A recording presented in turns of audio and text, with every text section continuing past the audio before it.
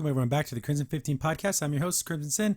Be sure to check us out over on Twitter at C15 Podcast. Join the discussion over on Discord, link in the description below. If you're enjoying the videos, be sure to sub, like, share, and hit that bell for notifications. Before I make these videos, I don't know how long they're going to go, and this one kind of ran almost a half hour, so I'm going to break it up into two parts. So this is going to be part one, and then tomorrow will be part two. So be sure to check out both videos, and without any further delay, on to the story. Next on Shield Media, The Untold Truth of She-Ra.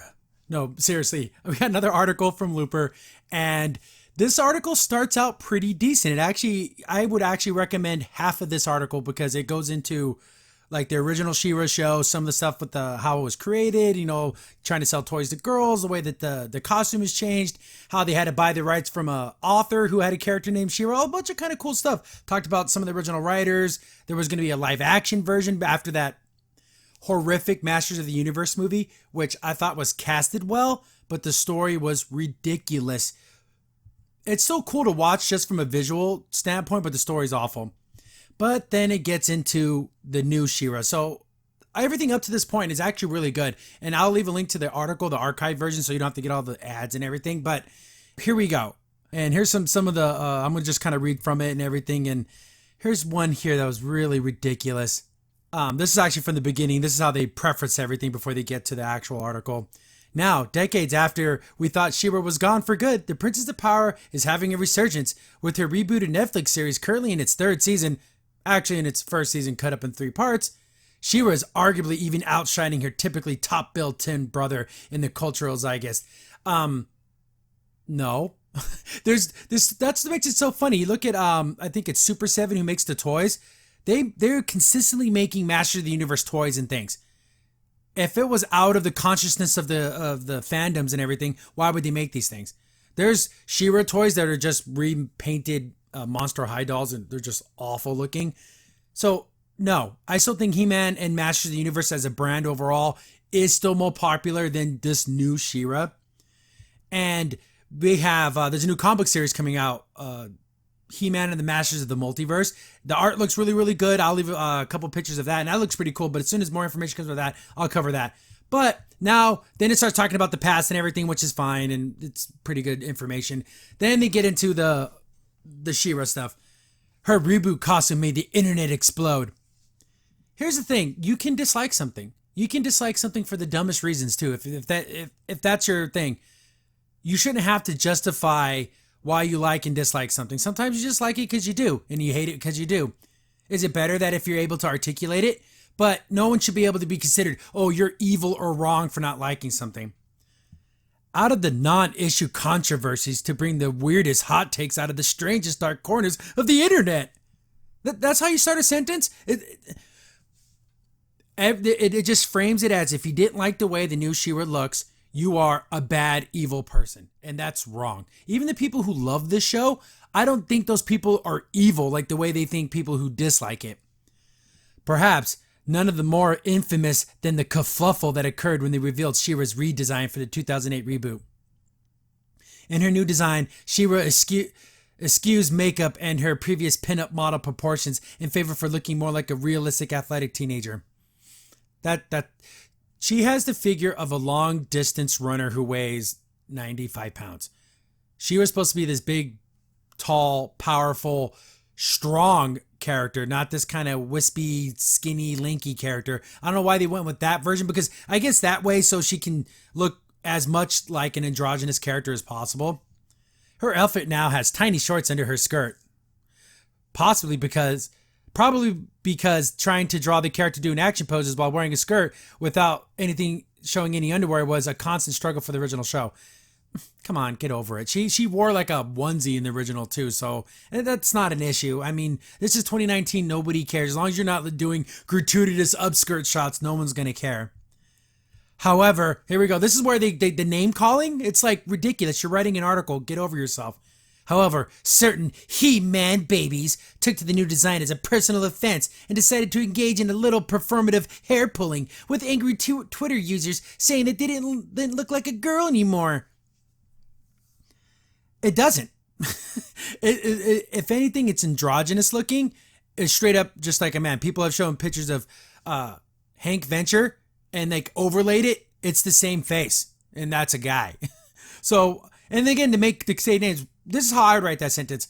There was a lot of angry fans of the original who didn't like her design. They said that she looked a little too masculine. That's how you write that sentence. No, it just, I got to make fun of you. So are you better or worse than us? Than the people who disagree with you? If you're going to have to like make fun of them. Hair pulling? Are you kidding me? See, it's to make you look as childish as possible. That's how they have to frame it. Fortunately, the backlash against the backlash was even stronger. But was it? Even J. Michael, again, I can't say people's last names, and co-creator of the original cartoon weighed in saying, see, they bring up this evidence, but it kind of doesn't really support what they're saying. Saying that he and his co-creator, Larry Deltilio, spoke and wrote of and considered her a warrior first and foremost. If you're looking for the writers to create your ideal woman, that wasn't the intent. And aware of the idolization does not equal objectification. No one said she has to be my personal ideal woman. She just needs to be a strong, powerful woman who looks like a woman. So that quote doesn't necessarily support your freaking little thesis of, oh, the man babies, the hair pulling. These writers, it's almost unbelievable that this writer wrote the first half of this article because it was all informational with a little bit of opinion here and there. This is straight 1000% opinion. She-Ra's new series is a hit. Is it really? It's hard to tell if Netflix series are quote-unquote hits because they don't have ratings or anything like that. And Netflix doesn't really, what's the metric? Like download, watch out minutes? Like, how does that even work? After all the hype, the speculation, even Costume Gate, it turns out no childhoods were ruined and the new series actually premiered. What's the hyperbole here? Why play this game? It's ridiculous. Because She-Ra and the Princess of Powers is rock solid. Is that a sexual reference? The first season currently boasts a 100% approval rating of Rotten Tomato, and later seasons aren't that far behind. I know how they don't mention those actual other numbers because they're not as good. They're nowhere near as close. And you have to remember, people have to love these things because with the people involved with it, with Noel Stevenson, people of, if they put their pronouns and their sexualities are first and foremost. And if you see that, you have to love their show, because if you don't, guess what? You're an evil, terrible person, apparently. But currently, IMDb has it a 7.2 out of 10. And that's even, I think, over the top. It's probably closer to like a 5 out of 10, if not worse. That's me putting the best spin on the show as possible. I would say it's a 5 out of 10, at 50%. And of course, we all know how crappy Rotten Tomatoes is. It's ever since Disney did their stuff with Captain Marvel, it's the most unreliable site there ever was. They can manipulate the numbers, change things, remove scores, boost up things. It's just ridiculous. So those scores don't matter. The new show is generally loved for many reasons. First and foremost, okay, I'm gonna try to say this without laughing. Here we go. Serious Crimson. The new show is generally loved for many reasons, first and foremost of which is the writing is exemplary.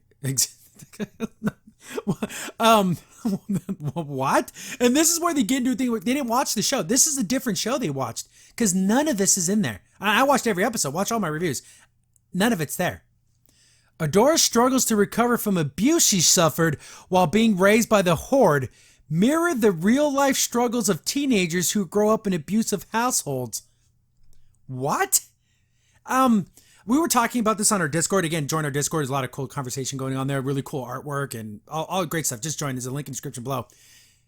And people were like saying, What are you talking about? Adora had the long end of the stick. She got treated the best. She was Shadow Weaver's favorite. Even though, of course, she grew up like but they don't really show it. How I would have done it, there would have been more episodes of Adora and Catra in the Horde. There was a book called The Origins of a Hero.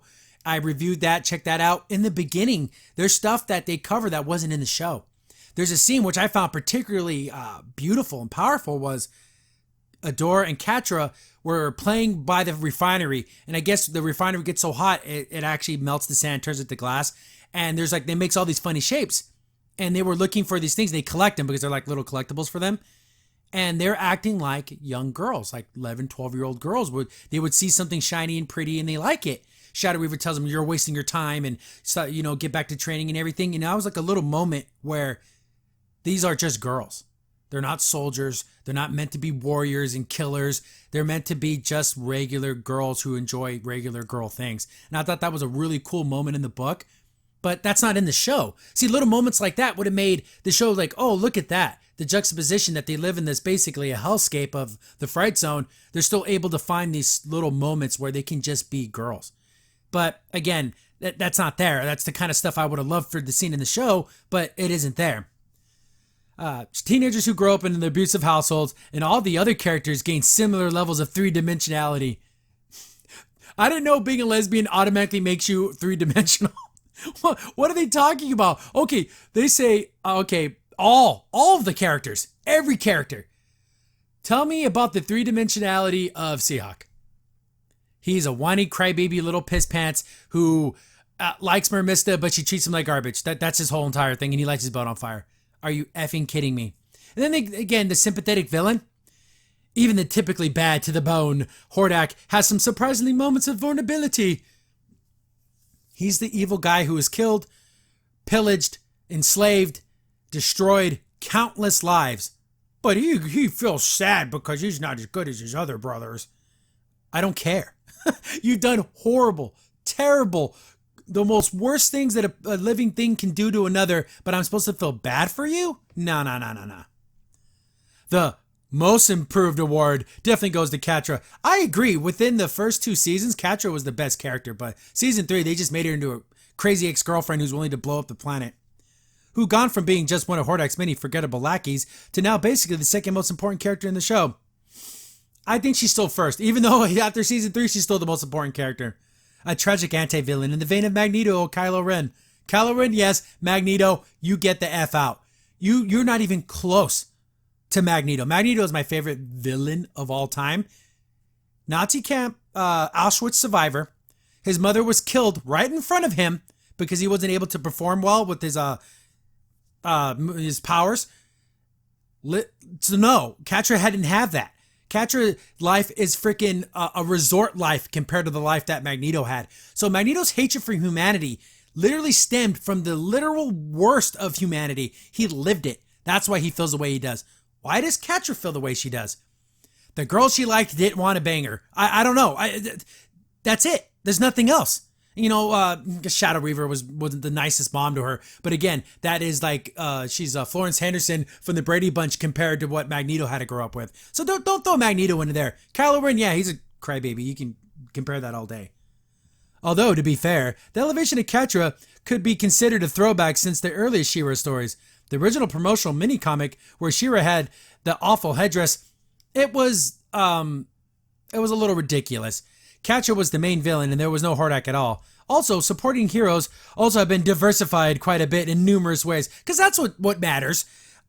I say this every single time. I don't care what color you are, what race you are, what gender you are, what sexuality you claim. None of that matters. Write a good story. Have good characters. If the first thing I know about your character is that their sexuality, their race, they're not white, that's a bad character, because that's the least important thing about you. In real life, too. It doesn't matter those things. Are you a good person? Are you kind? Are you generous? Do you not treat people like garbage? Those are the things that matter. Also, the supporting heroes have been diversified quite a bit in numerous ways.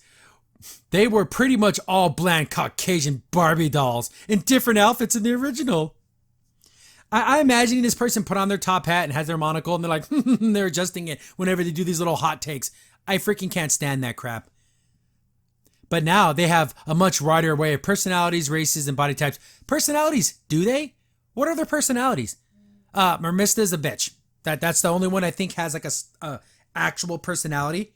Everyone else's personalities, idiot, dummy, irritating person. There's not that many. Not many different little body types and races, I guess. But what are their races? They're just not white.